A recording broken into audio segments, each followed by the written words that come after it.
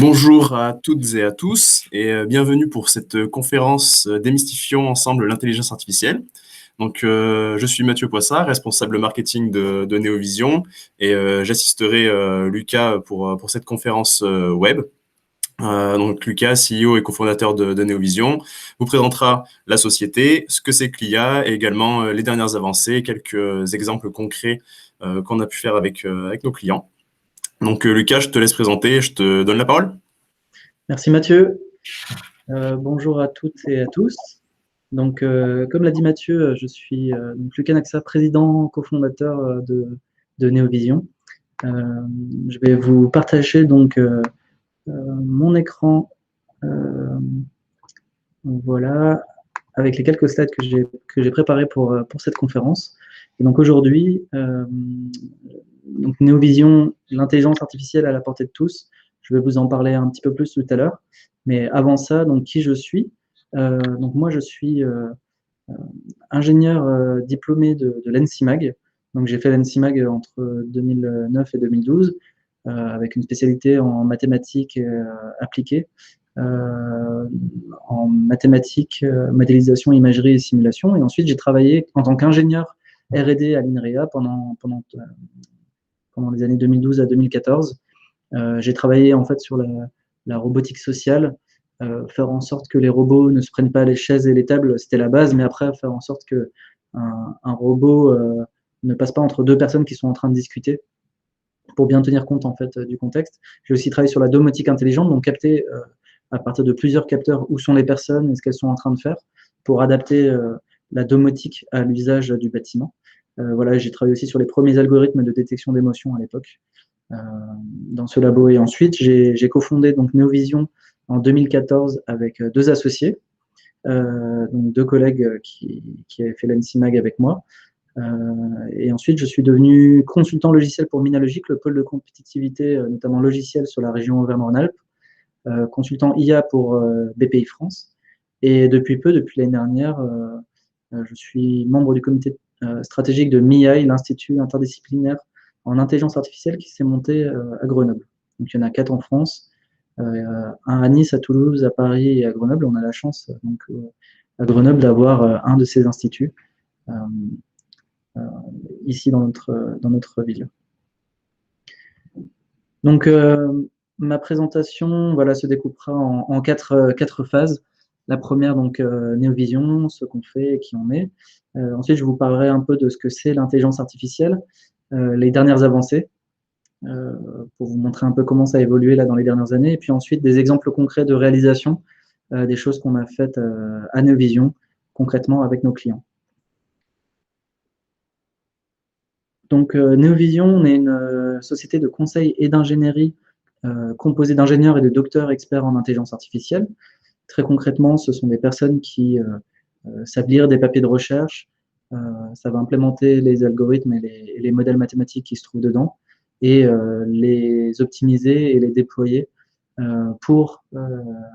sur des cas concrets pour nos clients. Et donc, notre expertise aujourd'hui, elle tourne autour du deep learning et du machine learning. Donc, normalement, après cette conférence, ces deux mots n'auront plus de secret pour vous, j'espère en tout cas.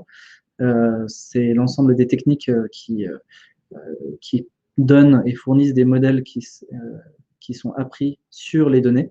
Et on applique ça en fait à différents domaines applicatifs, on va dire l'analyse d'images, la computer vision, tout ce qui est compréhension des images et des vidéos, la compréhension naturelle de la langue, ou le NLP dans notre jargon, donc pouvoir extraire des informations automatiquement de textes, de documents, savoir par exemple que le mot orange veut dire une couleur, un fruit, une ville ou une entreprise en fonction du contexte qui se trouve autour, par exemple.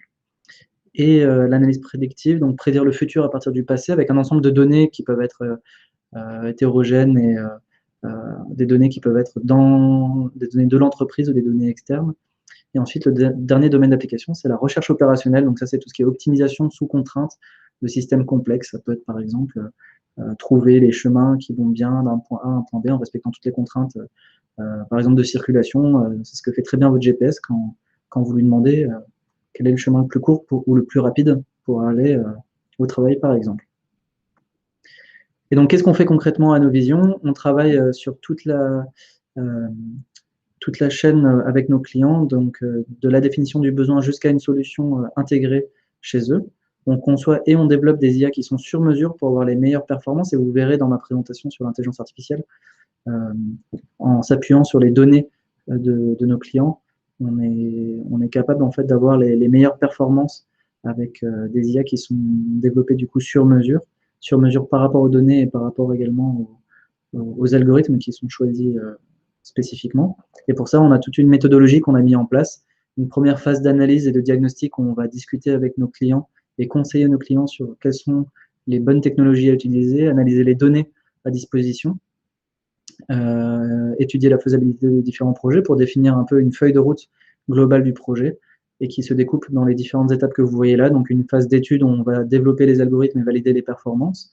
Une phase de prototypage où là on va fournir à nos clients des premières briques qu'ils vont pouvoir manipuler et valider en fait l'aspect technologique et usage de la technologie, de l'intelligence artificielle développée.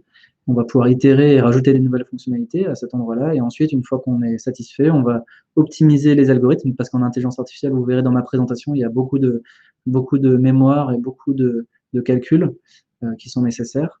Et une fois qu'on a quelque chose de bien robuste et bien optimisé, on l'intègre chez nos clients et on apporte du support pour que la technologie soit opérationnelle et évolutive dans le temps.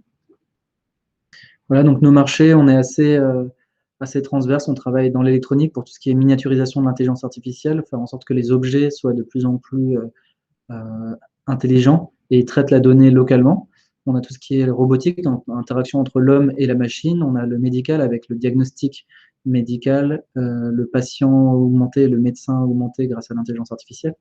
Dans l'énergie, on a beaucoup de choses dans la prévision des énergies, dans la maintenance des systèmes d'énergie, dans la sécurité, tout ce qui est captation d'activité humaine et caractérisation des actes suspects ou dangereux. Dans l'industrie, caractérisation de qualité, détection de défauts, d'anomalies et optimisation des chaînes de production. Dans le smart building, on a la caractérisation d'activité humaine pour optimiser la domotique et optimiser la consommation de l'énergie pour que finalement l'offre et la demande en énergie s'alignent en fait finalement à l'usage réel qui est fait dans le bâtiment par les personnes. Et dans le digital, c'est tout ce qui est smartphone, applications web et mobile, où il y a beaucoup de données qui sont remontées et où l'intelligence artificielle permet d'apporter des solutions de personnalisation des services grâce aux données et grâce à l'intelligence artificielle. Donc nos clients, je ne vais pas m'étendre là-dessus, vous pouvez aller sur notre site web si vous voulez regarder un peu plus en détail, mais ce qui est important de retenir, c'est qu'on a des clients un peu de toute taille, des PME, des startups et des grands groupes, qu'on aide à innover grâce à l'intelligence artificielle. Et quelques chiffres clés, donc on existe depuis 2014, donc 6 ans, on est une vingtaine de collaborateurs, on est vraiment sur un modèle de satisfaction, on va faire de la qualité avant tout, et autant sur la partie technique que sur la relation avec nos clients pour créer des relations long terme. Et les chiffres en dessous le prouvent, puisqu'on a plus de 80 clients aujourd'hui et plus de 250 missions réalisées, pour la plupart avec des belles réalisations concrètes à la clé que je vous présenterai en fin de présentation. Et enfin, pour finir sur Neovision, donc on a une expertise qui est bien reconnue, puisqu'on est consultant Dataïa pour BPI France, j'en ai parlé un peu tout à l'heure. On est aussi membre fondateur et au comité de pilotage de MIAI et Minalogic, on aide également le pôle de compétitivité sur tout ce qui est transfert technologique entre les laboratoires et les entreprises. Et au-delà de ces partenariats institutionnels, on a également des partenaires matériels qui nous ont identifiés, comme ST Microelectronics sur tout ce qui est calcul embarqué sur microcontrôleurs et microprocesseurs pour faire vraiment de l'IA au plus près des capteurs et au plus près des systèmes de calcul. Voilà, donc on fait partie d'un pool de 5 entreprises européennes identifiées comme pouvant apporter des solutions à leurs clients, mais aussi pour aider ST à développer sa roadmap de produits. On a aussi NVIDIA qui nous a identifiés. Donc NVIDIA, c'est le leader dans les cartes graphiques. Vous verrez dans ma présentation également que les cartes graphiques ont joué un rôle important pour l'intelligence artificielle et jouent toujours un rôle très important. Et donc on a été identifié par ce partenaire américain et on est devenu le premier partenaire en conseil en intelligence artificielle en France pour NVIDIA. Et Hewlett-Packard, on est dans une marketplace intelligence artificielle pour développer des solutions pour leurs clients sur des solutions de supercalculateurs. Donc voilà un peu pour Neovision. Ouais. D'ailleurs, je t'arrête, j'ai une première question pour toi sur Neovision et plus précisément sur Miai. Donc, on voit qu'on a été une des sociétés qui a suivi ce lancement. Et quel est le rôle concret de Miai, cet institut de Grenoble? Ah oui, alors Miai, en fait, donc c'est un institut hors les murs des différents laboratoires ou structures qui peuvent exister aujourd'hui et qui a un financement un tiers public, un tiers académique et un tiers privé. Donc concrètement, euh, plusieurs millions d'euros ont été réunis pour un programme sur 4 ans. Et l'objectif, c'est justement d'accélérer et de rassembler et de fédérer des projets en intelligence artificielle au travers de chaires. Donc très concrètement, des programmes de recherche dans lesquels il y a des thèses qui sont lancées en partenariat avec des laboratoires et des entreprises, mais également des actions de communication et de vulgarisation et d'échanges autour de l'intelligence artificielle. Donc là, il y a des échanges réguliers qui sont faits avec les différents membres de l'Institut, les différentes entreprises et parties prenantes de l'Institut, et également des événements qui sont organisés euh, pour vulgariser l'intelligence artificielle et le rendre plus compréhensible, plus accessible à l'écosystème. Donc vraiment, c'est la mise en commun de moyens, de ressources et de budget pour lancer des projets collaboratifs d'intelligence artificielle. D'accord, merci pour cette réponse éclairée. Merci. Voilà. Maintenant, je vais parler de ce que c'est l'intelligence artificielle, puisque j'en ai parlé un peu dans la présentation de Neovision, mais globalement, qu'est-ce que c'est l'intelligence artificielle en 2020? Donc la croyance du grand public, si vous allez dans la rue et que vous faites, comme on a fait, on s'amusait avec Mathieu à faire un micro-trottoir, à poser la question aux gens qui passent, l'IA en 2020, c'est, pour les gens en tout cas, c'est un robot aussi intelligent que l'homme, capable de choix autonomes avec une conscience. Alors là, je vous rassure, c'est pas du tout ça aujourd'hui. On n'est pas du tout sur des robots aussi intelligents que l'homme, on est vraiment loin de là. Capable de choix autonomes, très peu, et avec une conscience vraiment encore moins. Alors là, j'ai triché un peu, j'ai mis un robot humanoïde à côté pour illustrer un peu cette vision et cette croyance. Mais aujourd'hui, oui, il y a encore beaucoup de monde qui ont cette image de l'intelligence artificielle qui est tirée de quoi? Qui est tirée de la science-fiction, des livres et des films qu'on a pu lire et voir. Mais concrètement, aujourd'hui, en 2020, c'est pas du tout ça l'intelligence artificielle. Concrètement, si moi je devais donner une définition, je dirais que ce sont des technologies informatiques qui résolvent des problèmes à forte complexité algorithmique, donc les problèmes les plus difficiles qu'on sait résoudre aujourd'hui, et particulièrement en 2020, sur des tâches que les humains réalisent avec leurs fonctions cognitives. Je vous ai mis des petits pictos là à gauche, ça concerne l'analyse d'image, comprendre ce qu'il y a sur une image. Si je vous montre une image d'un ami d'enfance, vous n'allez pas faire un calcul dans votre tête en vous disant il a 2 yeux, il a les yeux bleus, ils sont écartés de telle et telle distance, il a les cheveux bouclés, donc ça doit être mon ami Pierre. Vous voyez la photo et vous savez que c'est Pierre. C'est des fonctions cognitives dans votre cerveau qui réalisent ces tâches-là. Pareil pour la perception auditive. Quand on dit votre prénom, par exemple, ou quand on parle et que vous écoutez ce que je raconte, vous ne déroulez pas une réflexion logique dans votre tête pour comprendre. Vous comprenez directement. Et c'est de même pour l'extraction d'informations, la synthèse d'informations, l'extraction de trouver, lire des documents, extraire des informations et en tirer du sens. Vous utilisez également vos fonctions cognitives pour ça. Et j'ai mis un petit picto qui est vachement important selon moi, c'est le petit rouage qui est en bas à gauche. Ça reste un rouage dans un système d'information, dans un ensemble de logiciels qui a des entrées, qui attend des entrées et qui va donner des sorties. Et comme tout programme informatique, il a une tâche à résoudre et il va résoudre cette tâche-là. Jamais il va s'étendre, prendre le contrôle d'un système d'information ou devenir incontrôlable. C'est vraiment un programme qui va résoudre une tâche, alors certes plus complexe que ce qu'on a l'habitude de voir habituellement, mais qui reste un rouage dans un système plus global. Donc tout l'enjeu, quand on crée une intelligence artificielle, c'est bien définir ce rouage-là, bien définir les attendus, la boîte dans laquelle l'IA doit résoudre, quelle boîte finalement elle doit adresser comme problématique, définir les données associées et, et, euh, et bien s'assurer qu'on a bien compris son périmètre d'intervention. Je Je vous en parlerai tout à l'heure, notamment en termes de données, cette partie-là est vachement importante. Donc voilà un peu ma définition de l'IA en 2020, excusez-moi. Et je dirais que globalement, c'est une définition qui est un peu mouvante dans le temps. Elle restera, je pense, assez similaire, en tout cas la première partie. Et la deuxième partie va évoluer, je pense, avec le temps et passera vraiment sur tout ce qui est contextualisation, comprendre un peu le contexte autour et la mémorisation, se rappeler des choses, parce qu'aujourd'hui, une IA ne se rappelle pas, elle refait à chaque fois les mêmes erreurs. Si on lui donne les mêmes données, elle va refaire les mêmes choses. Et donc l'enjeu pour demain, ça sera justement avoir des systèmes qui contextualisent et qui se rappellent. Et donc en IA, là, il y a une triade vraiment, j'ai déjà commencé à vous en parler un petit peu, mais il y a les données qui sont très importantes.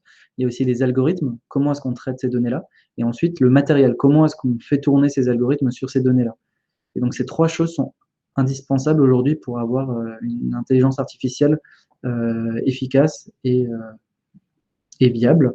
Et avant ça, je vais vous parler donc de machine learning. J'en ai un peu parlé tout à l'heure. Donc, c'est l'apprentissage automatique en français. Et donc, le machine learning se base sur des données, mais pas des données brutes, pas juste simplement un fichier Excel tel quel ou alors une base de données MySQL. Vous devez annoter ces données et la structurer et l'annoter surtout pour avoir de l'information. Une donnée, c'est pas une information. Il faut transformer la donnée en une information. Et donc, par exemple, si vous voulez prédire le prix d'un bien immobilier, si vous avez un fichier Excel avec toutes les caractéristiques du bien immobilier, par exemple le nombre de pièces, la taille en mètres carrés, etc., eh ben, il faut que vous ayez l'information de ce que vous voulez prédire. C'est-à-dire, par exemple, le bien m'intéresse ou il ne m'intéresse pas. Donc, une colonne en plus qui dit oui ou non, le bien m'intéresse. Ou alors, par exemple, si vous voulez prédire le prix, ben, une colonne en plus qui donne le prix. Et vous ne pouvez pas vous attendre à ce qu'une intelligence artificielle prédise le prix si vous ne lui avez pas donné l'information à un moment donné du prix associé. Une fois qu'on a cette base de données, c'est beaucoup de travail, hein, c'est la moitié du boulot, c'est vraiment créer cette base de données. Une fois qu'on a ça, une grosse partie, la deuxième partie, c'est travailler vraiment sur les algorithmes de machine learning, donc vraiment la partie algo qui va générer un modèle. Et donc c'est la différence avec des algorithmes classiques, c'est qu'ils vont apprendre à se paramétriser, à se configurer sur les données. Et donc, on va lui fournir beaucoup de données à lire pendant la phase d'apprentissage. Et le machine learning va permettre en fait de configurer les différents paramètres. Parfois, il y en a vraiment beaucoup. On parle de millions de paramètres pour les modèles les plus complexes, pour à la fin avoir un modèle qui aura appris sur les données, un modèle qui finalement, lui, servira derrière en inférence. Donc, inférence, c'est en production. Finalement, une fois qu'on a appris, on a figé un modèle et on va pouvoir l'utiliser sur une nouvelle donnée. Et l'idée, c'est qu'une nouvelle donnée, pas forcément une donnée qui se trouve dans la base de données, mais une donnée qui serait similaire, une donnée qui serait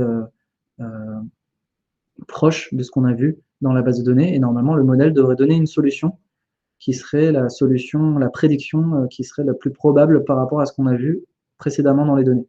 Typiquement, dans l'exemple que je vous ai donné tout à l'heure sur les prix de l'immobilier, et ben, trouver finalement le prix qui serait le plus probable au regard des autres prix qu'on a dans notre base de données. Ou alors, dans le cas des offres immobilières qui nous intéressent, prédire si l'offre nous intéresse ou ne nous intéresse pas, a priori, par rapport aux données qu'on avait, sur lesquelles on avait appris le modèle. Donc, il y a deux phases. Une phase d'apprentissage, avec des données qui sont bien annotées par des personnes comme vous et moi, qui vont donner leur expertise sur les données pour transformer la donnée en information. Et ensuite, une phase d'inférence, où là, on prédit la solution à partir de nouvelles données, et on essaye de généraliser finalement les prédictions sur des données qu'on n'a pas vues. Alors, le machine learning, normalement, ça, c'est la slide la plus technique que j'ai aujourd'hui. Si vous avez compris cette partie-là, vous avez compris globalement comment un ordinateur peut apprendre tout seul, enfin, en l'aidant, bien sûr, comment un ordinateur peut apprendre et avoir ce processus finalement qu'on appelle d'apprentissage automatique. Donc là, vous imaginez la première ligne, là, la première colonne, pardon, c'est les valeurs de mon fichier Excel. Donc c'est le nombre de pièces, le nombre de mètres carrés, voilà, ce genre de choses. Il faut juste travailler à ce que notre fichier Excel ait bien des valeurs numériques. Donc il y a un peu de travail si par exemple on a une adresse, comment on transforme une adresse en une valeur numérique. Mais voilà, globalement, il faut avoir des valeurs numériques. Et à ces valeurs numériques, on va multiplier un coefficient Voilà. Chaque valeur numérique se multiplie par un coefficient. Et ensuite, on somme l'ensemble de ces multiplications. Et si le résultat est positif, on répond oui. Oui, le bien immobilier m'intéresse. Si la réponse est négative, si la somme pondérée est négative, on répond non, le bien immobilier ne m'intéresse pas. Donc au début, les coefficients sont définis au hasard. Donc le système, là, le perceptron, comme vous voyez, qui a été inventé en 1957 par Rosenblatt, il va dire n'importe quoi. Et après, l'idée, c'est de ajuster ses poids pour qu'il se trompe moins ensuite et qu'il arrive en fait à prédire la bonne réponse. Donc comment est-ce qu'on fait pour ajuster ses poids? C'est ça ce qu'on appelle le processus d'apprentissage. Ben, on lui montre des données et on lui dit à chaque fois s'il a raison ou s'il a tort. On lui montre une première donnée. S'il a raison, on le laisse tel quel. On se dit ben, les poids doivent être pas mal. Par contre, s'il a tort, ben, on corrige un petit peu les poids de telle sorte qu'on ne se trompe pas sur les réponses précédentes, mais on s'ajuste, on devient meilleur sur la réponse en cours. Et on lui montre ainsi plein d'exemples, plein d'exemples, plein d'exemples. Et à la fin, on ajuste. Au début, on ajuste beaucoup les poids et à la fin, on les ajuste un tout petit peu pour se tromper le moins possible sur les données. Et en faisant ça, au bout d'un moment, les poids ne bougent quasiment plus, ou très peu, et on dit que le système a convergé, qu'il est devenu stable, et à ce moment-là, on a un perceptron qui arrive à prédire, avec un certain taux de confiance, on va dire, si un bien immobilier nous intéresse ou s'il ne nous intéresse pas. Donc ça, c'était très bien, c'était 1957. C'était la première machine qui apprenait. Par contre, ça a été vite décrit par la communauté scientifique parce que des fonctions très simples ne pouvaient pas être approchées par ce perceptron. Par exemple, le XOR, le OU exclusif, j'aime les petits pois et le Nutella, mais pas les deux en même temps. Ben, cette fonction-là ne permet pas de faire ça. Donc, une fonction aussi simple qu'un XOR, qui est la fonction logique de base, une des fonctions logiques de base, le perceptron ne permettait pas de l'apprendre. Donc, très vite, les scientifiques ont laissé tomber ces approches-là, même si sur le papier, c'était intéressant, le principe d'apprentissage. Leurs applications étaient très limitées, et donc elles ont été laissées et mises de côté. Ensuite, il y a la recherche de plus court chemin. Donc ça, c'est les années 60. L'idée, c'est de trouver le chemin le plus court pour aller d'un point A à un point B avec des contraintes. Là, vous voyez un coût pour aller du point A au point B, ça coûte 9, par exemple. Puis aller du point B au point E, ça coûte 11. Et puis d'aller de E à Z, ça coûte 5. Donc, est-ce qu'il vaut mieux passer par B et E ou est-ce qu'il vaut mieux passer par C et F?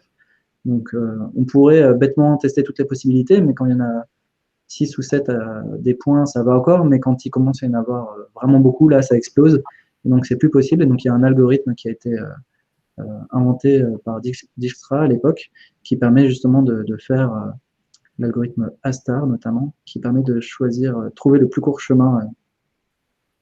A-star, c'en a un autre. Et donc, de trouver le plus court chemin pour aller d'un point A à un point B. Et donc, ça a été utilisé derrière dans beaucoup de choses, comme notamment la robotique. Vous voyez, si vous avez un Roomba chez vous comme chez moi, et ben, il va se balader un peu au hasard et utiliser des algorithmes après de plus court chemin pour se balader et pour aller d'un point A à un point B en respectant les contraintes quand il a vu qu'il s'est cogné contre des murs. Il y a des robots également, plein de robots. Dans la robotique, de manière générale, en fait, on utilise ce genre d'algorithme, mais c'est utilisé aussi dans le jeu vidéo pour pouvoir faire déplacer les péons d'un point, enfin, les personnages non humains, les PNJ, pour les faire déplacer en fait d'un point A à un point B en faisant le tour du caillou, par exemple. Voilà. Après, ça s'est étendu avec d'autres algorithmes pour déplacer des foules et des troupes. Mais voilà, la base, en fait, c'était la recherche de plus court chemin. Ensuite, il y a eu la détection de visage, ça c'est dans les années 2000.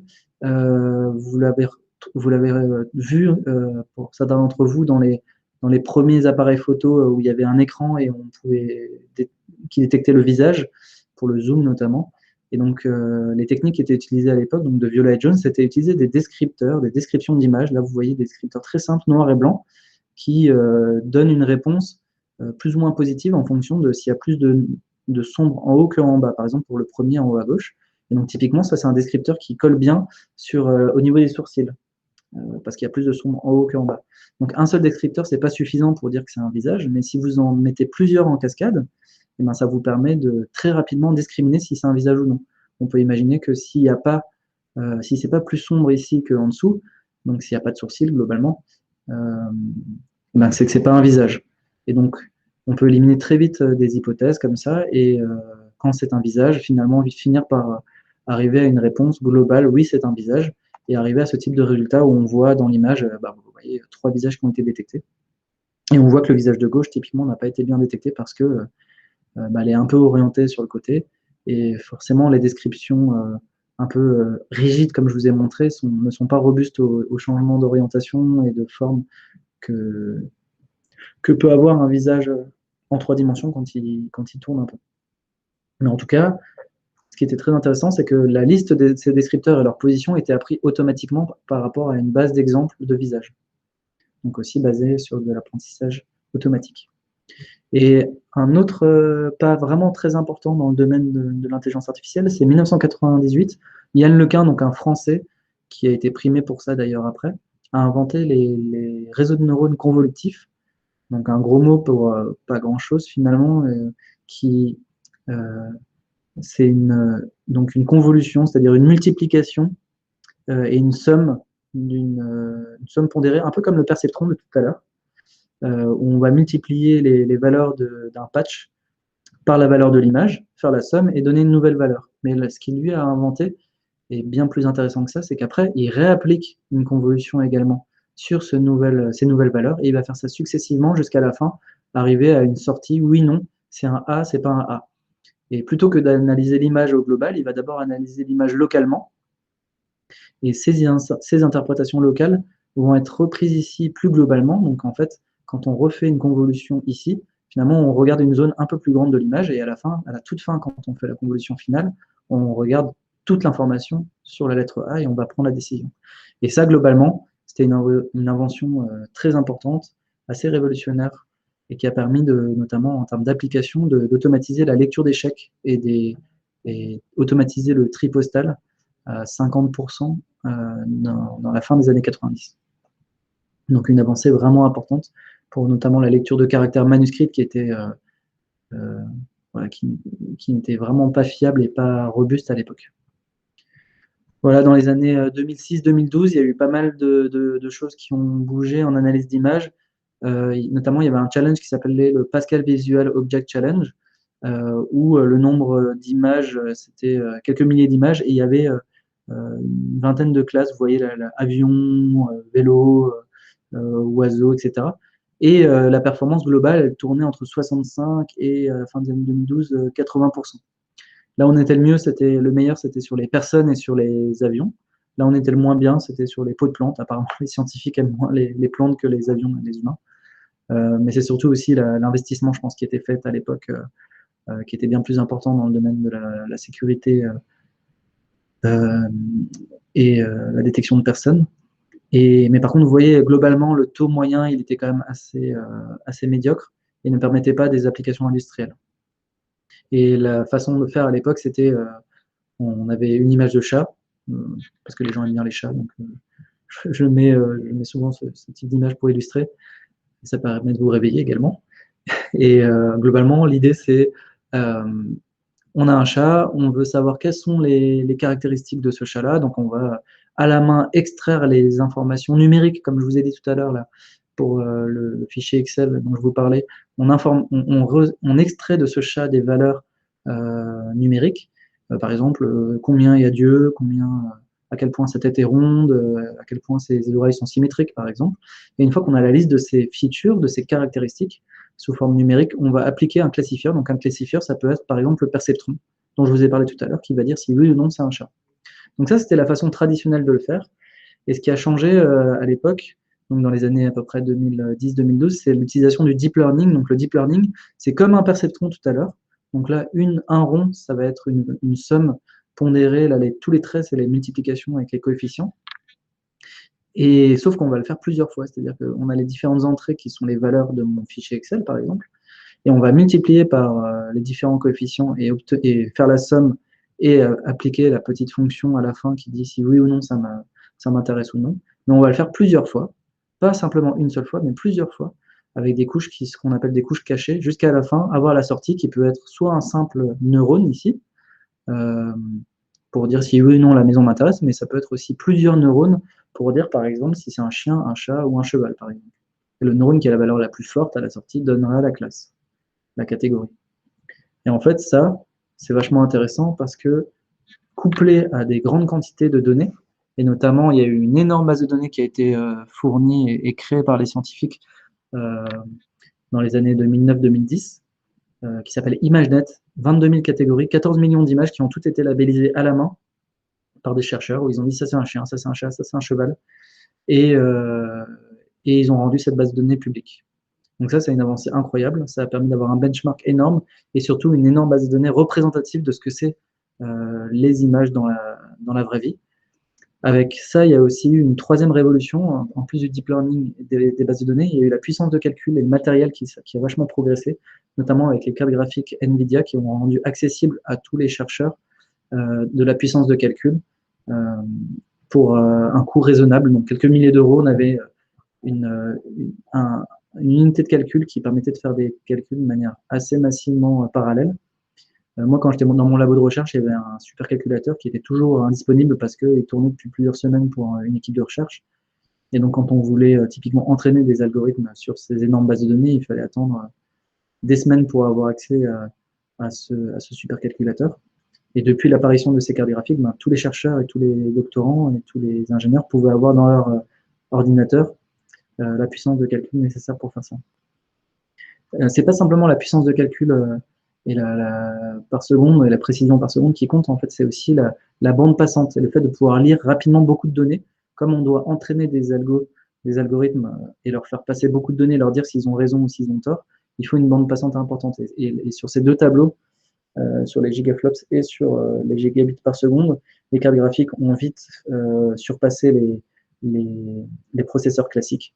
Et donc, de par leur accessibilité aussi en termes de prix, ont permis une petite révolution qui est illustrée par ce graphique, qui est qu'en 2011, on était encore à 25% d'erreurs sur la reconnaissance d'image. Je prends au hasard une image de cette base de données-là, de ces 25 000 images, 25 millions d'images, pardon, et 1000 catégories qui ont été définies pour le challenge. Et vous devez me dire quelle est la classe. Ben, en 2011, on est à peu près à 25% d'erreurs. Et puis, on a gagné 10% d'erreurs en 2012, donc c'est assez un gros bond. Vous avez vu tout à l'heure dans le graphique qu'on gagnait 1 ou 2% par année. Là, on a gagné 10%, donc la communauté n'y croyait pas au début. Et en fait, c'était vrai, c'était vraiment le modèle de deep learning qui se basait grâce aux convolutions sur ce qu'avait fait Yann LeCun dans les années 98, que je vous ai présenté tout à l'heure, avec les cartes graphiques qui permettaient d'accélérer énormément les calculs et donc de tester plus et d'apprendre plus de choses et d'optimiser tous les paramètres, des milliers de paramètres, voire des millions de paramètres pour les modèles les plus complexes, pour baisser en erreur et donc tomber en 2015 en dessous des 5% d'erreur. Donc là, on parle d'un réseau de neurones avec 150 couches, des millions de paramètres. Et pourquoi 5%, c'est un seuil emblématique? Pourquoi est-ce que j'ai mis ce trait-là? Parce que 5%, c'est le seuil d'erreur d'un humain sur cette base. Donc si je vous demande de prendre une image au hasard de cette base, et que je vous demande de différencier les races de chiens, les espèces de fleurs, etc., en moyenne, vous allez vous tromper 5% du temps. Maintenant, en 2020, on est plutôt autour des 3 à 4% d'erreur. On est vraiment voilà, sur des taux assez bien stabilisés. On pense qu'on ne pourra pas faire beaucoup mieux, mais on est en dessous de ce que peut faire l'homme, l'humain sur ce type de tâche. Et le pipeline traditionnel que je vous ai présenté tout à l'heure, on a un chat, on veut extraire les informations typiques importantes de ce que c'est un chat, et ensuite prendre la décision. Et c'est transformé en un pipeline global où et l'extraction d'informations et la prise de décision est entraînée et apprise sur les données. Donc ça, c'est un changement de paradigme important. Ça veut dire aussi qu'il faut beaucoup de données. Il faut aussi des données qui sont bien représentatives, c'est-à-dire que si j'ai plein de chats, plein de chiens, mais que dans mes chats, j'ai aucun chat roux, et ben, dès que je vais avoir un animal roux, il va dire que c'est un chien, forcément. Donc il faut faire attention que la base de données soit bien représentative, mais à partir du moment où on a ça, on peut entraîner un réseau de neurones global, tous les paramètres qui vont bien pour différencier les chiens, les chats, etc. Et quand on regarde à l'intérieur, ça ressemble un peu à ça. Les premières couches du réseau de neurones, ça ressemble à ce que je vous ai montré tout à l'heure pour Viola Jones qui détectait les sourcils. On a des choses un peu sombres et un peu claires qui détectent de manière très bas niveau des caractéristiques très simples. Et puis, plus on monte en niveau, plus on va avoir une abstraction élevée. Là où vous voyez, il y a des coins, des arrondis, des choses qui commencent à apparaître plus complexes. Et plus on monte, plus on va avoir des structures complexes, où là, on va avoir des maillages et des choses comme ça qui vont s'activer dans les réseaux de neurones. Et ça, en fait, c'est similaire à ce qui se passe un peu dans notre cerveau. Quand l'information arrive à l'arrière de notre cerveau, elle se décompose en informations très simples, puis elle avance, elle se recompose en informations plus complexes, avec des objets qui sont recréés, etc., jusqu'à avoir certaines zones de votre cerveau qui sont vraiment spécialisées, par exemple, pour la reconnaissance de visage. Et maintenant, depuis le pipeline où on apprend from scratch l'ensemble du réseau de neurones, on s'est rendu compte qu'on pouvait le séparer en deux, où la première partie, finalement, qui est l'extraction des informations, finalement, ça, c'est toujours la même tâche, quelle que soit la tâche derrière d'analyse d'image ou d'analyse de l'information, parce que ce que je vous présente là, c'est pas uniquement vrai pour l'analyse d'image, mais c'est vrai pour tout type d'information, que ce soit le son, le texte, le signal de manière générale. Et ben, la façon d'extraire l'information au début est toujours la même. Et donc, on s'est rendu compte qu'on pouvait utiliser les premières couches du réseau de neurones, les fixer, les figer, et ensuite apprendre uniquement la deuxième partie qui, lui, serait spécifique par rapport à la tâche qu'on veut réaliser. Et donc, pour différencier des chiens et des chats, c'est pas vraiment le même classifieur, le même réseau qu'on va utiliser pour différencier un défaut industriel dans le domaine de l'automobile, par exemple, entre un défaut A et un défaut B, par exemple. Mais par contre, la façon d'extraire l'information au début, donc les premières couches que je vous ai montrées ici, seront toujours les mêmes. Et donc, ça permet d'avoir des problèmes posés un peu différemment, dans le sens où il y a besoin de moins d'images, mais de meilleure qualité, pour pouvoir entraîner les réseaux de neurones. Là où il fallait des millions d'images de chats, des dizaines de milliers d'images de chats, pardon, pour pouvoir différencier un chat d'un chien, là, on a besoin plus que maintenant d'une centaine d'images bien choisies pour pouvoir entraîner des réseaux de neurones. Et ça conclut un peu cette partie sur l'intelligence artificielle. En tout cas, ce que c'est l'intelligence artificielle. Il y a, maintenant qu'on a des bonnes performances et que on arrive à entraîner que ce qu'il est important d'entraîner dans un réseau de neurones, les chercheurs se sont haletés à miniaturiser l'intelligence artificielle, ou du moins les réseaux de neurones, parce qu'en fait, ce sont des opérations très simples, c'est juste des multiplications, des additions, et quelques fonctions de régularisation. Et en fait, ces opérations-là sont simples, massivement parallèles. On peut du coup créer des puces spécifiques pour ça, ou du matériel vraiment spécifique pour ça. Et notamment, on a besoin de peu de précision pour faire l'inférence, pour faire la prédiction. C'est-à-dire que vous pouvez faire des calculs sur des nombres avec moins de chiffres, en rajoutant en fait plus de neurones, plus de couches à votre réseau de neurones. Et donc ça, en perdant finalement assez peu en performance. Et donc ça permet d'envisager des calculs sur des nombres entiers, sur téléphone portable notamment, ou sur des matériels spécifiques dédiés. Et donc ça veut dire que l'intelligence artificielle est en train de se miniaturiser, se rapprocher des objets. Vous voyez déjà dans les téléphones des déverrouillages avec le visage, ou alors du calcul de l'identification avec l'iris. Et tout ça peut utiliser maintenant le deep learning pour avoir les meilleures performances possibles en embarqué, en utilisant le moins de calculs et donc de batterie possible. Voilà un peu sur ce que c'est l'intelligence artificielle. Et maintenant, je vais vous parler un peu des dernières avancées. Avant ça, je reprends la main parce que j'ai deux questions qui ont popé et une remarque personnelle. Donc effectivement, je suis d'accord avec toi, beaucoup de gens aiment les chats, c'est mon cas. Par contre, je comprends pas le problème de mélanger des petits pois avec du Nutella. Sinon, alors on ne discute pas des goûts et des couleurs. La première question, c'est si je comprends bien, plus on a de données, meilleurs seront les résultats de l'IA. C'est bien vrai? Alors, c'est vrai, effectivement, plus on a de données, meilleurs sont les résultats, parce que c'est un problème. L'intelligence artificielle aujourd'hui est statistique. Les modèles d'apprentissage sont statistiques. Donc, plus on a de données qui sont représentatives de notre problème, meilleurs seront les résultats. Mais au bout d'un moment, on va arriver à un plateau où on aura beau ajouter des données, on n'aura pas des meilleurs résultats. Et donc, tout l'enjeu, c'est d'estimer et d'évaluer quelle est la quantité de données qu'il faut pour avoir finalement atteindre les meilleures performances. Et il y a un compromis à faire entre quantité de données et temps d'apprentissage également, parce que plus vous avez de données, plus vous allez prendre du temps pour apprendre les bons paramètres de votre intelligence artificielle. Et après, il y a aussi une question de qualité de données, pardon, à côté de la quantité. On ne peut pas non plus donner plein de données qui sont mal annotées ou alors de mauvaise qualité en termes d'information et de signal. Il faut des données propres, qualitatives et bien annotées. Il ne faut pas entraîner une IA sur des données fausses ou alors des données de mauvaise qualité. D'accord, donc d'abord s'assurer de la bonne qualité de données, ensuite bien définir le volume nécessaire. Exactement. Ok. Et donc, deuxième question, est-ce que tu peux nous confirmer que si un résultat n'est pas bon ou optimal, il faut que humainement, on aille analyser pourquoi, pour ainsi modifier l'algorithme de l'IA ou bien les critères de l'algorithme? Alors, si les résultats sont pas bons, généralement, ce qu'on met en place, en fait, c'est des systèmes de contrôle où on va justement évaluer les performances sur les données qui ont échoué. Ce que j'entends par là, c'est on va mettre en place des systèmes automatiques d'évaluation des performances et sur les cas où ça a échoué, on va justement analyser d'abord qualitativement pourquoi est-ce que ça a échoué. Est-ce que c'est un cas typique d'échec ou est-ce que c'est parce que nos données à la base n'étaient pas bien représentatives du problème? Je donne un exemple. On a l'exemple des chiens et des chats, par exemple. On n'a pas d'exemple de chat roux dans la base de données, donc forcément, quand on montre un animal roux, il va reconnaître un chien parce que dans la base de données, on avait des chiens roux. Donc, une fois qu'on a analysé ça, on se dit, OK, ben, le cas d'échec, c'est dû au fait que les, les, la base de données n'est pas assez représentative. Donc, à partir de là, on va pouvoir faire des actions correctives sur la base de données et la rendre plus représentative.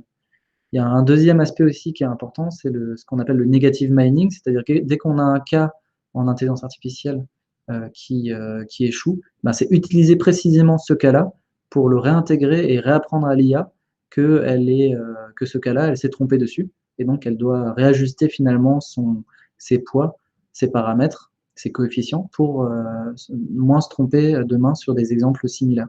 Et donc ça, généralement, c'est difficile de le faire automatiquement parce qu'il faut déjà évaluer qu'elle s'est trompée. Donc ça, généralement, c'est un humain, une opération humaine ou une contre-expertise qui va le faire. Et ensuite, décider si oui ou non ce cas-là mérite d'être intégré comme exemple représentatif dans la base. Et donc, effectivement, dans ces cas-là, ça nécessite une intervention humaine pour réentraîner l'intelligence artificielle. D'accord, merci pour ces précisions. Et donc, oui, non, l'intelligence artificielle ne remplace pas 100% l'humain encore. Ah non, on est bien loin de là. Et donc, les dernières avancées, ça va être assez rapide. Je vais vous présenter là en quelques slides les dernières avancées de ces 4-5 dernières années. La détection d'émotions, donc 2014, vous voyez, cette personne apparemment est triste, selon l'intelligence artificielle. Microsoft Emotion API est une API donc disponible pour pouvoir, à partir d'une photo, détecter le visage et évaluer l'émotion associée à ce visage-là. Donc ça, moi, je travaillais dessus en 2012 dans le labo où j'étais et en 2015, donc 3 ans après, vous voyez, ça va très vite.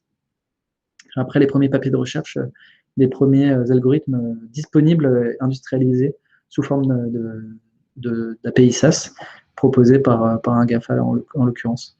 La voiture autonome, donc pas mal de travaux par Google et par Tesla et par d'autres acteurs également. Utilise beaucoup d'intelligence artificielle, détecter les lignes, détecter les piétons, détecter les voitures, faire de l'analyse prédictive sur la détection potentielle d'un accident et contrôler ensuite le véhicule. Il n'y a pas juste que la détection et la compréhension de l'environnement, mais ensuite il faut prendre la décision et savoir comment le véhicule navigue et se dirige. Ce sont des technos qui aujourd'hui sont bien matures et on est sur de l'optimisation au-delà des performances de l'humain. Une voiture, maintenant, aujourd'hui, fait moins d'accidents. Une voiture autonome fait moins d'accidents qu'un homme en moyenne, parce qu'une personne est fatiguée, elle peut être bourrée, elle peut être sous influence, et donc prendre des mauvaises décisions à un moment donné. Là où la voiture, elle, ne se fatigue pas et aura toujours le même niveau de performance. Il reste encore des challenges à relever, comme la navigation de nuit ou alors dans des mauvaises conditions d'éclairage ou de visibilité, mais c'est déjà des challenges pour les humains. Donc voilà, on en est là aujourd'hui et ça utilise beaucoup d'intelligence artificielle. Il y a aussi la reconnaissance vocale. Donc là, il y a pas mal de choses qui ont évolué ces dernières années. Il y a Skype Translator, mais il y en a d'autres où vous avez pu voir des applis où vous parlez dedans et ça vous traduit automatiquement dans une autre langue ce que vous dites. Donc là, ça utilise du deep learning et de l'intelligence artificielle. Ça passe par une langue mère et ça traduit dans une autre langue ce que vous dites. Alors en 2015, on disait que l'IA était capable de rêver. Alors je vous assure, l'IA ne rêve pas. Par contre, elle est capable de générer des images un peu psychédéliques qui font croire à un rêve. Là, c'est un exemple d'une IA qu'on a inversée. À la base, elle a été entraînée à détecter des animaux et on l'a inversée pour générer l'animal le plus probable qu'elle détecte dans une image. Là, vous voyez, il y a des canards dans le ciel, des buffles en dessous des tours, voilà, des poissons également. Et dans le domaine de l'art, il y a aussi un domaine, une application intéressante qui est la stylisation de photos.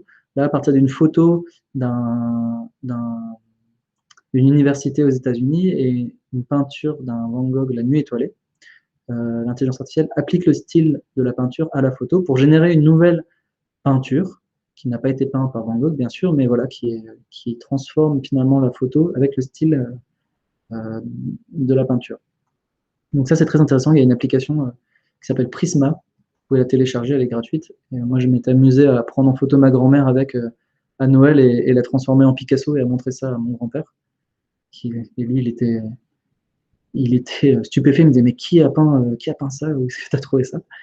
Et voilà, donc si vous voulez tester pour crâner devant les amis, c'est sympa. Et puis même, c'est intéressant de voir un peu la stylisation de photos, où est-ce que ça en est, ce que ça permet de faire.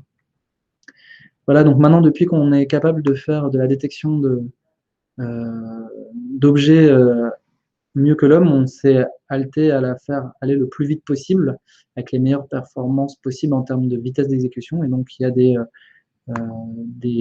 systèmes maintenant qui permettent, voilà, comme vous voyez sur cette image, de détecter en temps réel, à 40 fps, les différents objets qui se trouvent à l'image. Ça va très très vite, donc bien plus vite que ce que peut faire une personne. Et ça permet du coup globalement de savoir ce qu'il y a dans une vidéo. 2016, c'est intéressant, c'est le jeu de Go. Donc il y a Google DeepMind, donc DeepMind, une société anglaise qui est similaire à Nuvision, mais de l'autre côté de la Manche, qui a été rachetée par Google et qui fait justement des systèmes d'intelligence artificielle et qui a battu le champion du monde de Go grâce à de l'intelligence artificielle avec du reinforcement learning. Donc je vous en ai pas parlé jusqu'à présent. C'est une méthode en fait pour apprendre des stratégies en ne gardant que les stratégies qui ont bien marché et en les mélangeant entre elles pour générer de nouvelles stratégies en espérant trouver des stratégies, de nouvelles stratégies qui peuvent être intéressantes. Et sur l'analyse du plateau, ils utilisent du deep learning. Vous imaginez simplement pour simplifier que les pions blancs, c'est un pixel blanc, les plombs noirs, un pixel noir, et ça vous donne du coup une analyse de la forme pour savoir si une forme est forte ou pas. Et les dernières versions, on n'a même plus appris sur des parties d'experts, elles ont juste appris contre elles-mêmes. Et maintenant, on considère que c'est plus possible de battre une intelligence artificielle au Go. C'est intéressant cet exemple-là du Go, parce que quand j'étais à l'école, on me disait qu'il fallait attendre 2050 pour avoir la puissance de calcul nécessaire pour pouvoir battre le champion de Go. Et là, maintenant, en 2016, c'est fait. Donc, on voit que c'est un peu, ça s'accélère, mais c'est aussi un changement de paradigme. On n'est plus sur du brute force, de la force brute, où on essaie d'explorer toutes les possibilités. Et on se dit, il faut plus de puissance de calcul pour le faire, mais plus vraiment sur de l'analyse de la stratégie et de l'analyse de forme, un peu comme ce qu'on fait, nous, en tant que personne, quand on joue au Go. La traduction automatique a beaucoup bénéficié de l'intelligence artificielle également. Avant, elle était très statistique et on entendait souvent les gens dire oui, la traduction, c'est pas encore ça, ça marche pas très bien. Je vous invite à tester DeepL qui est basé sur Lingui, donc la base de données que vous devez sûrement connaître, qui met en correspondance des textes qui sont similaires dans des contextes similaires pour avoir la bonne traduction, parce qu'on sait que la traduction est très sensible au contexte. Et donc, ça a permis d'avoir une énorme base de données de mise en correspondance avec le contexte. Et donc là, quand vous écrivez un texte où il y a du contexte, la traduction est vraiment pertinente. La segmentation sémantique, donc là, je vous ai montré un exemple où on faisait la détection de boîtes englobantes autour des objets. Depuis 2017, maintenant, on est capable, à 30 fps sur des images haute définition, de détecter pour chaque pixel quelle est la valeur, quelle est la classe, la catégorie de ce pixel-là. Donc là, vous voyez, les pixels bleus sont les voitures, le violet sont les trottoirs, le gris, la route, le vert, les arbres, la végétation, le rouge, c'est les piétons, et il y a le panneau signalé et tout ça en temps réel pour justement aider la voiture autonome à mieux comprendre son environnement. Toujours dans l'analyse d'image en 2017, un exemple que je trouve très impressionnant pour avoir travaillé sur le sujet avant quand j'étais dans mon labo, détecter la posture des personnes à 30 fps également en temps réel, frame par frame, sans utiliser, image par image, donc sans utiliser le temps et l'a priori des informations qu'on a par le passé. Donc voilà, ça c'est en temps réel. À l'époque, il fallait, dans mon labo, il fallait 5 caméras et on arrivait à peu près à avoir un blob autour de 2 personnes. Là, on est sur des choses beaucoup plus efficaces et beaucoup plus robustes. Un exemple 2017 également, à partir maintenant de la classe, la catégorie, donc les valeurs en pixels, on génère l'image associée. Donc là, vous voyez les valeurs pixels bleus pour la voiture, on génère des voitures. Pour la panneau de signalisation, on a les feux tricolores qui apparaissent. Bon, alors là, vous attendez pas à avoir une maison alsacienne sur la droite si dans votre base de données, il n'y avait pas de maison alsacienne. L'IA ne va pas inventer quelque chose qui n'existe pas. Par contre, elle est capable de générer quelque chose de probable par rapport à ce qu'elle a vu avant. Et on lui a donné dans la base de données à manger des annotations, typiquement des paires d'images comme vous voyez là. À droite, l'image réelle, à gauche, l'image avec les valeurs par pixel. Et après, elle essaie de générer ce qui est le plus probable en fonction d'une nouvelle donnée. Ça m'amène sur la génération de photos. Donc là, vous voyez un peu l'évolution de la génération de visages entre 2014 et 2018. C'est un domaine qui a énormément évolué. C'est tout ce qui est GAN, Generative Adversarial Network, donc des réseaux de neurones adversaires génératifs qui sont capables du coup de générer des données, ici des visages. Et donc leur objectif, il y a 2 réseaux de neurones, un qui génère des données et un qui discrimine les données.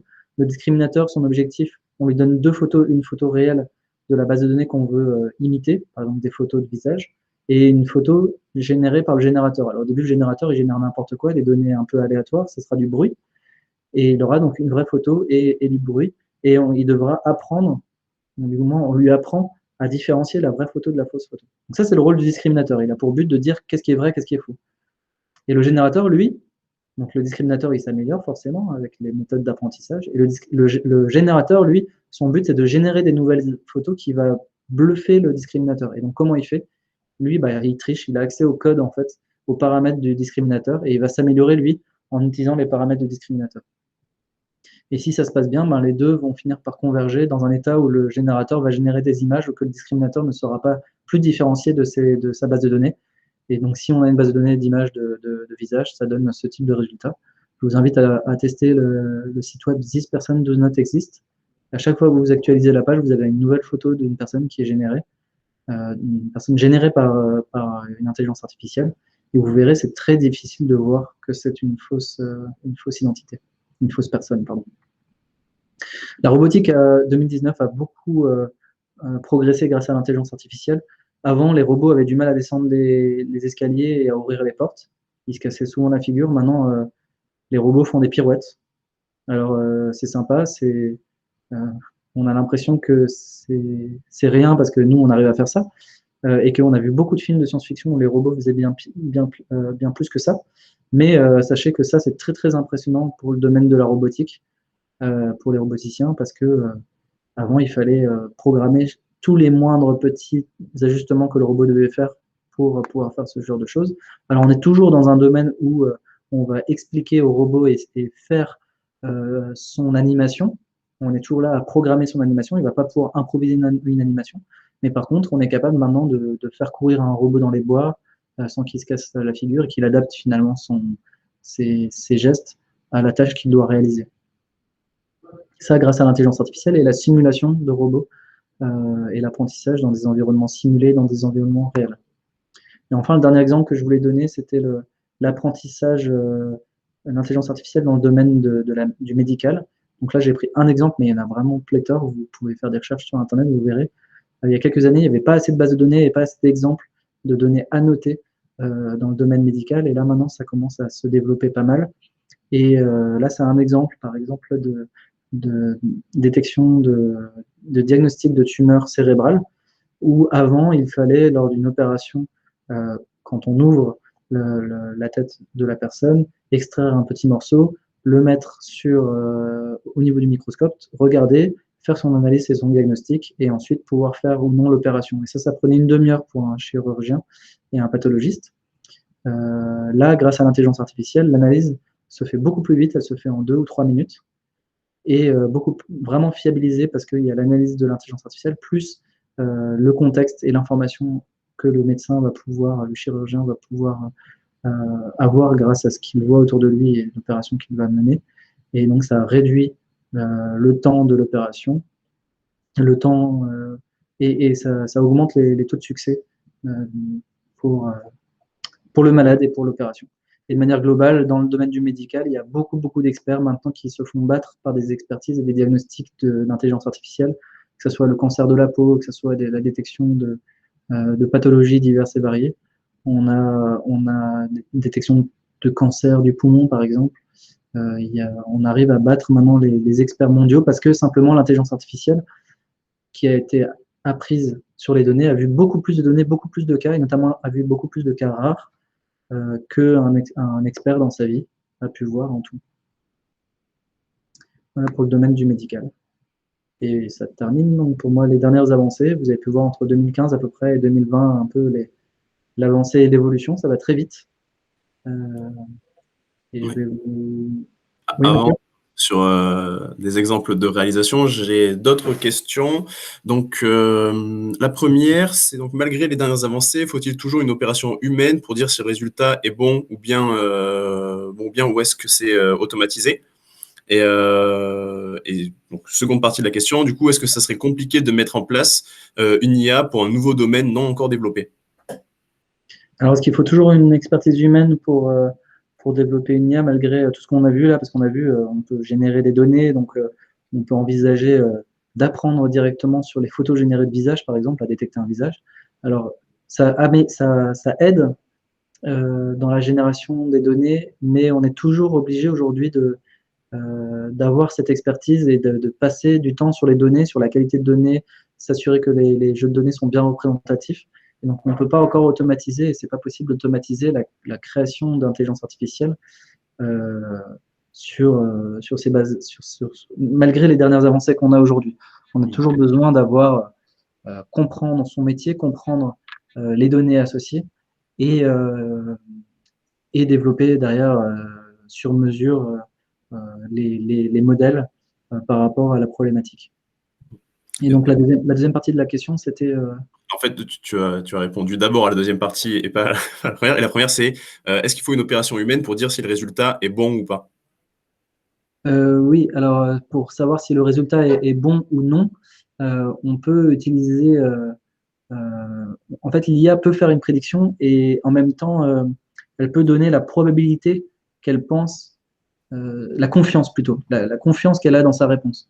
Donc, on peut par exemple, imaginer qu'une IA dise si sur une chaîne de production, par exemple, on détecte des défauts, elle peut dire je suis sûr à 99% que c'est un défaut A, je suis sûr à 95% que c'est un défaut B, et là je suis sûr à 70% que c'est un défaut C, par exemple. Eh ben, on pourrait se dire qu'on peut mettre un seuil, par exemple, et tant qu'on est au-dessus de 95%, on automatise et on fait confiance à l'expertise de l'intelligence artificielle, mais quand on est en dessous, et ben là, on demande à un humain de venir vérifier, contre-vérifier la prédiction. Et si jamais l'IA a tort, ben, avoir une boucle de réapprentissage sur les nouvelles données avec le negative mining dont je parlais tout à l'heure. Je crois que tu anticipes la prochaine question qui est peut-on avoir un algorithme qui continue son apprentissage alors qu'il est maintenant en production? Ah, bah, c'est une bonne question. Et bah, je vais y répondre juste après dans un exemple sur D'accord. les bouteilles de vin. Et ça fait une très bonne transition justement sur les réalisations derrière. Justement, on en a une justement où en production, le système apprend en continu. D'accord. Et une dernière question qui est un petit Oui. peu à côté, mais qui est quand même très intéressante. Donc, quelqu'un est en reconversion professionnelle, il est intéressé par la data science et donc l'IA, et il se demande quelles seraient les meilleures formations qui lui permettraient en fait d'atteindre son objectif à plus ou moins court terme. Donc, il se donne 6 mois à 1 an. Et en termes de débouchés, aujourd'hui, qu'est-ce qu'il pourrait attendre avec cette reconversion? Alors ça dépend un peu des profils. Si vous êtes débutant, par exemple, Vous pouvez faire des stages, et notamment faire des stages à Neuvision. Nous, on forme les personnes sur l'intelligence artificielle. C'est un métier qui est nouveau, hein, donc on n'a pas forcément partout des formations aussi pointues que ce que nous, on peut apporter à Neuvision.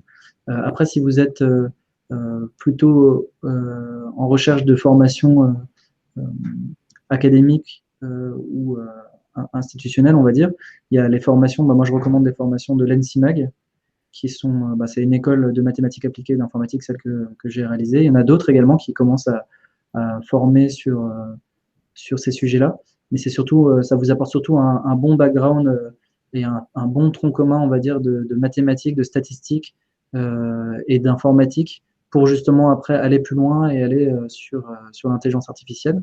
Et après, si vous êtes en reconversion et que vous travaillez depuis plusieurs années dans le domaine de l'informatique, par exemple, ou dans le domaine des statistiques, là, il y a des cours en ligne qui existent, qui sont plus ou moins bien faits. Il y a des cours du MIT, il y en a d'autres. Enfin, voilà, il y a beaucoup de ressources en fait qui existent maintenant sur Internet et qui vous permettent de vous former. Et à côté de ça, je vous invite aussi également à lire des livres.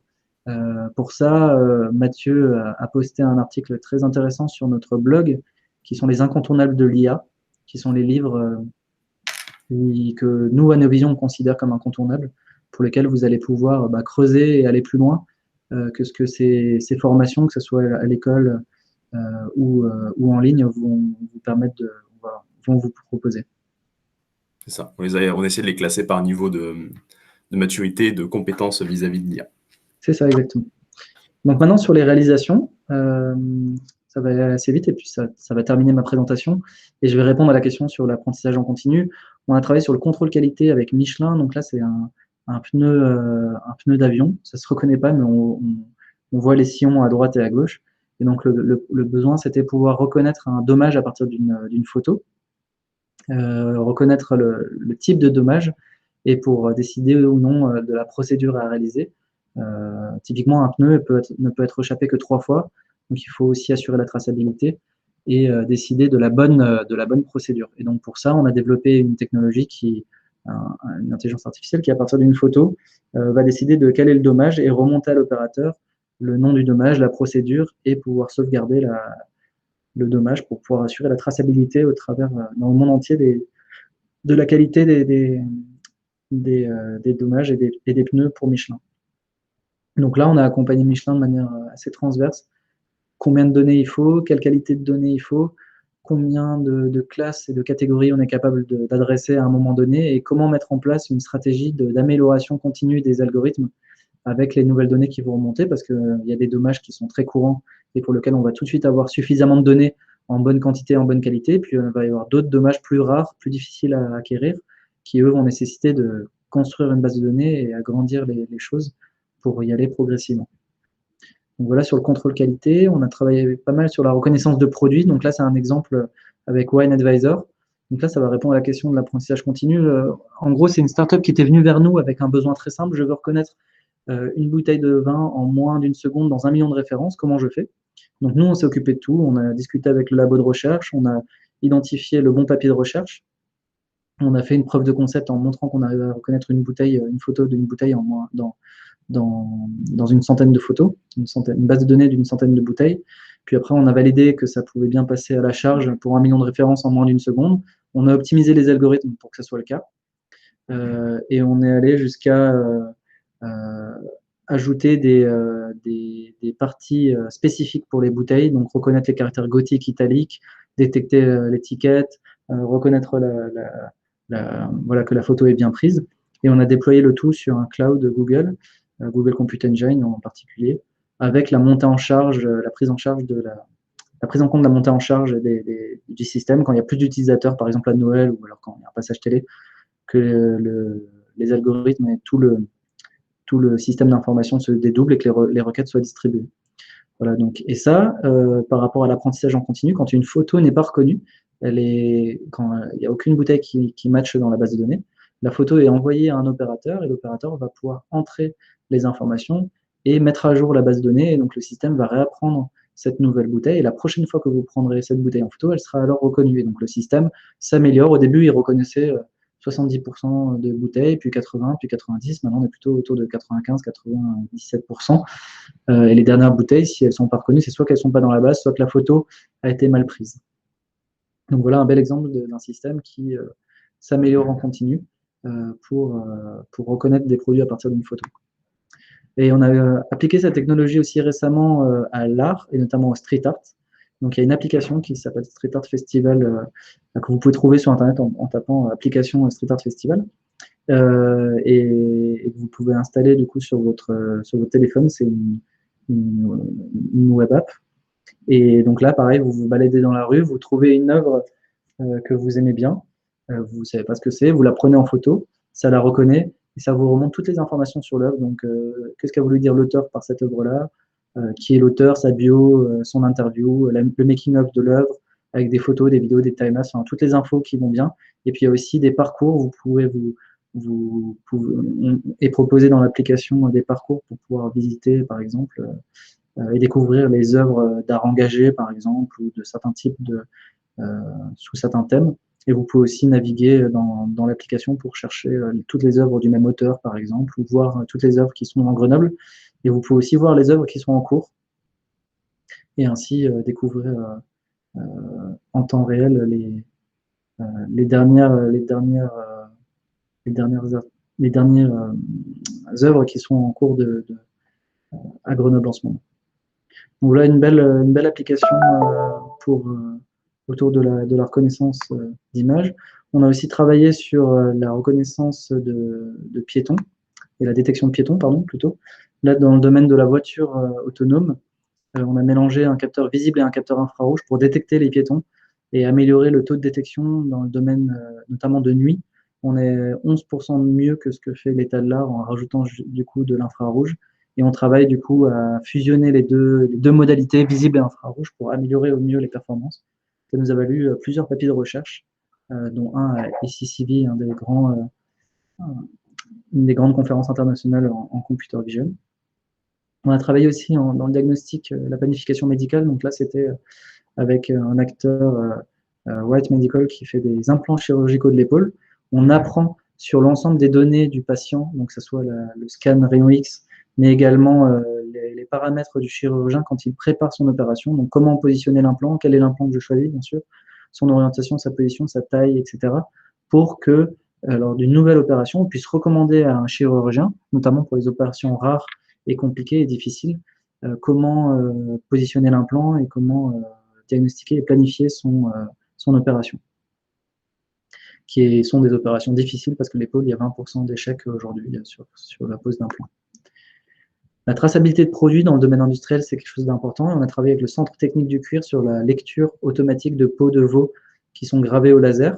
Donc là, c'est du cuir, vous voyez, qui a été déformé pas mal par les différents process que subit le cuir dans sa transformation.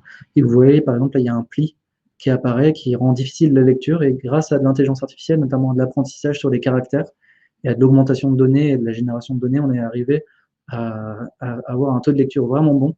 Vous voyez là les différents caractères et les différentes lettres qui sont reconnues correctement. Dans un milieu un peu plus traditionnel, enfin plutôt web, on va dire, du e-commerce, on a travaillé sur des données de vente. Là, c'était des chaussures sur un site web. On a l'ensemble des ventes sur l'année et des données externes qu'on allait récupérer, des données de météo, de précipitations, les vacances, les soldes, les réductions. Et les tendances de recherche aussi sur Google avec les Google Trends. On vient prédire quelles sont les ventes futures sur les 16 prochains jours.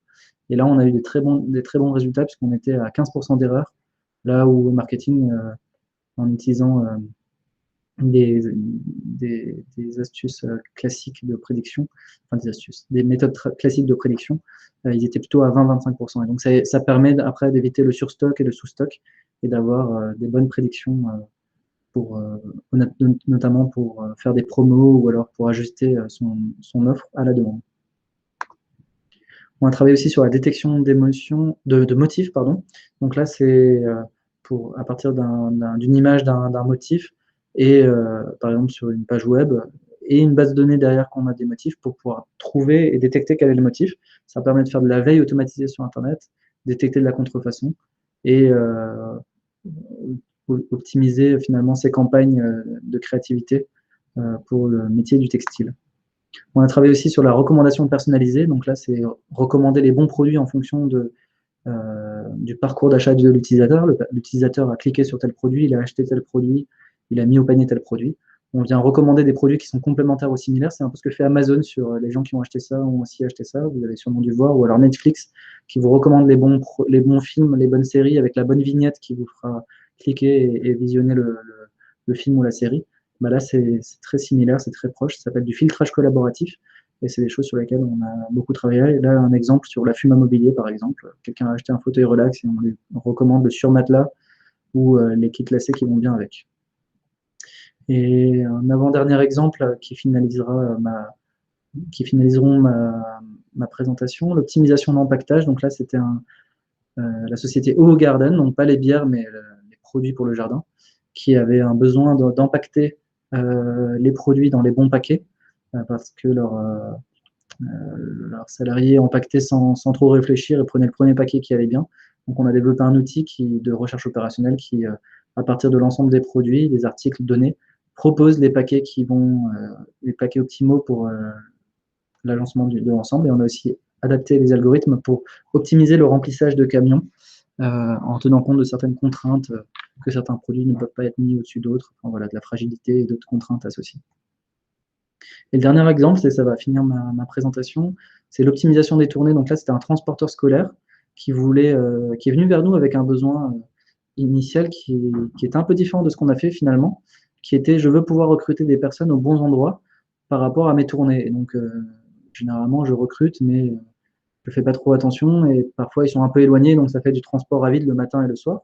Et en fait, en discutant avec lui, en analysant ses données et en challengeant un peu son idée, on allait proposer quelque chose d'un peu différent, qui était d'affecter les personnes aux bonnes tournées. Donc, son système en place, déjà l'optimiser pour réduire le transport à vide. Et en fait, ça a été un gros succès parce que on a réussi avec une première étude à déjà identifier très rapidement 50 000 km qu'on pouvait optimiser très facilement. Donc, c'est des kilomètres bruts. 1 kilomètre économisé, c'est chaque année 1 kilomètre en moins. 1 kilomètre, c'est 1 euro. Donc, les gains étaient très vite, le ROI était très vite atteint.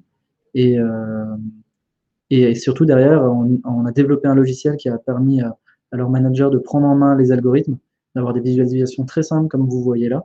Et en 6 mois d'utilisation, il a réussi à économiser 500 000 km par an pour l'entreprise. Donc là, la société, c'est un bénéfice énorme et pour elle et pour ces salariés qui font moins de transport à vide, pour l'environnement également, parce que c'est moins de kilomètres, donc moins de gasoil et moins de pollution. Donc tout le monde est gagnant sur ces optimisations-là, et ça permet à la boîte également d'utiliser après ces algorithmes-là en croissance externe sur les nouvelles sociétés qu'elle va acquérir pour vite optimiser et réduire les pertes aberrantes qui peuvent apparaître, qui sont très difficiles à voir pour un humain parce que ça utilise beaucoup, beaucoup de données différentes, mais qui, pour la machine, du coup, permet d'être mise en avant, en tout cas, par nos algorithmes. Voilà, donc ça termine un peu ma présentation, les exemples concrets. Et pour demain, qu'est-ce que je vois? Je vois 6 domaines qui vont vraiment se développer. La biométrie, donc tout ce qui est reconnaissance faciale et reconnaissance de la personne à partir d'éléments biométriques. On a déjà la détection de visage sur les téléphones qui se développe, mais je pense que ça va vraiment se développer partout et qu'on aura de plus en plus de services personnalisés d'authentification dans différents services grâce à la biométrie et le fait que c'est aujourd'hui dans nos téléphones va permettre l'acceptabilité de ce type de technologie. On a la robotique aussi qui, comme vous l'avez vu tout à l'heure, on est vraiment à l'âge de pierre de la robotique, mais il y a des pays comme le Japon qui investissent beaucoup dans ce domaine. J'étais un peu provocateur en mettant une photo de iRobot, mais on n'est vraiment, vraiment pas là pour l'instant. Mais c'est un domaine qui va beaucoup évoluer, je pense, dans les années à venir.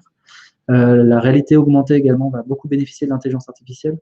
On a encore du mal à avoir des outils qui sont légers et facilement intégrés sur nous, mais comprendre l'environnement, notamment aujourd'hui, je le vois beaucoup dans les domaines pour la formation, dans l'industrie aussi, pour les endroits qui peuvent être dangereux pour former les collaborateurs sur des choses dangereuses. Mais globalement, pour le jeu vidéo également, ça va beaucoup évoluer. Et le jeu vidéo va pousser énormément l'utilisation de ces technologies et on va s'habituer finalement à utiliser ces technologies-là et à être augmenté par la réalité augmentée. La médecine, j'en ai déjà un peu parlé, a beaucoup bénéficié là, de ces dernières années de l'intelligence artificielle. Il manque encore la centralisation des informations et l'accessibilité au plus grand nombre de ces données-là, mais ça va aller que en s'accélérant. Le smart building et les bâtiments de manière générale vont devenir de plus en plus intelligents et s'adapter de plus en plus aux utilisateurs. Et donc, c'est plus nous qui allons demander des services au bâtiment, mais lui qui va nous le rendre, et ça va permettre d'optimiser l'énergie. Aujourd'hui, il y a 40% de l'énergie qui est gaspillée dans les bâtiments parce qu'on chauffe pour rien ou parce qu'on utilise des services, on propose des services alors qu'il n'y en a pas besoin. Et le dernier domaine qui va énormément progresser, selon moi, c'est la ville, la smart city, avec notamment la voiture autonome. J'en ai déjà un petit peu parlé, mais à chaque fois qu'il y a eu une révolution dans le domaine du transport, ça a révolutionné l'ensemble de la société, et je pense que la prochaine révolution, ce sera la voiture autonome. Voilà un peu pour mes prévisions pour demain. Et est-ce qu'il reste une dernière question, Mathieu ou... Ouais, alors on a deux questions. Une première, c'est avec donc, le dernier exemple présenté. Ça fait le lien. Donc, l'IA pourrait-elle donner des résultats dans le cadre de transports urgents qui arrivent au fil de l'eau au cours d'une journée? Oui, oui, complètement. Typiquement, on peut là, on travaille avec le transporteur sur un sujet qui est comment construire en temps réel une tournée qui est optimisée en fonction des différentes contraintes. Il faut identifier les différentes contraintes associées. Donc, ça peut être les contraintes liées à la taille des véhicules, à la vitesse des véhicules, à des contraintes de choses, de parcours ou de points ou d'endroits à aller. Un ensemble de contraintes qu'il faut identifier, et à partir de là, on peut créer euh, à la volée des parcours qui seront optimisés. Il faut bien identifier quelle est la localisation et l'endroit où on veut faire ces optimisations, parce que si c'est trop grand, ça devient long et coûteux pour faire les calculs. Mais si on connaît la zone géographique dans laquelle on veut faire cette, cette génération-là, ça devient tout à fait possible de le faire rapidement. Ok, merci pour cette réponse. Et dernière question, donc certains exemples présentés sont sous forme d'appli mobile, plutôt smartphone. Pourquoi pas également comme appli web, donc plutôt utilisé sur desktop, sur ordinateur? Alors, nous, on développe vraiment sur mesure pour nos clients. Et il y a quelques exemples qui sont sur mobile, par exemple la reconnaissance de bouteilles de vin ou d'œuvres d'art dans la rue. Mais on développe également des applications, des utilisations de technologies sous forme d'applications web. Vous avez pu voir par exemple l'optimisation des tournées ou l'optimisation de l'empaquetage. Ça, ce sont des applications web. Et on a aussi des développements en embarqué sur des petits microcontrôleurs ou microprocesseurs. Et le dernier support, ça va être des API dans le cloud qui, elles aussi, vont être optimisées en fonction des ressources et de matériel qui sont à disposition. Donc, on n'est pas limité en termes de typologie de support matériel. Bien au contraire, on s'adapte en fait aux contraintes de nos clients et on adapte les technologies finalement à leurs besoins. Donc pour résumer, c'est qu'en fait beaucoup de clients voulaient des applications mobiles. C'est ça. Donc là, vous avez mes contacts, mes coordonnées. N'hésitez pas à m'ajouter sur LinkedIn. N'hésitez pas à ajouter Neovision également sur LinkedIn, parce qu'on publie beaucoup d'actualités et de choses. On publie des choses de l'actualité qui nous semblent pertinentes pour faire le tri un petit peu. Et on publie aussi des informations exclusives et originales, puisqu'on publie sur notre blog du contenu original. Je n'aurais pas pu dire mieux. On vous remercie pour votre attention. Merci Lucas pour cet éclairage. Merci Mathieu. Et puis on vous dit à bientôt pour la prochaine conférence. Au revoir à tous. Au revoir.